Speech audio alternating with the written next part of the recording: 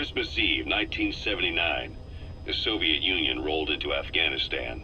Muslims had revolted against the Soviet-friendly regime established the year before.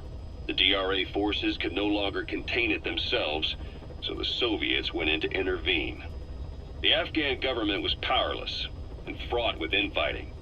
They lost the hearts and minds of the people, and that alarmed the Soviet leadership.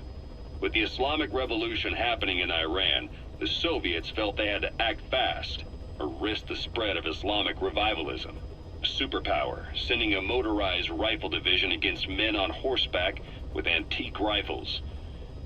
Everyone thought it'd be over in an instant, only it wasn't. Some Muslims made their fight a jihad, a holy war, and began a guerrilla campaign on all fronts. A war of attrition. These fighters call themselves Mujahideen. They're being supported by the West through Pakistan. That's why Miller was involved. He was training them near the Zero Line, sponsored by the CIA.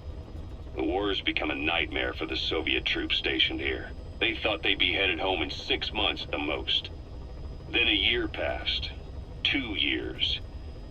Now here we are 4 years on with no exit in sight. Afghanistan has become the Soviet Union's Vietnam. The Soviet troops on the ground want to go home, but at least they have homes to go back to. The Afghans have lost theirs. The Soviets destroy the kishlaks, villages, wherever they can. They burn down homes and fields, fill in wells, turn pastures into minefields. It's created a mass of refugees who fled to Pakistan. If the Mujahideen are fish swimming around the villages, the Soviets will go so far as to dry out their ocean. But this has had a big price.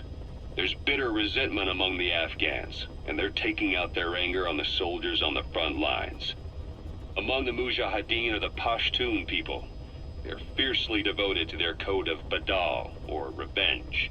Soviets they've captured have had their hands, feet, and noses cut off before being left to die at the side of the road, just to show their comrades what they're capable of.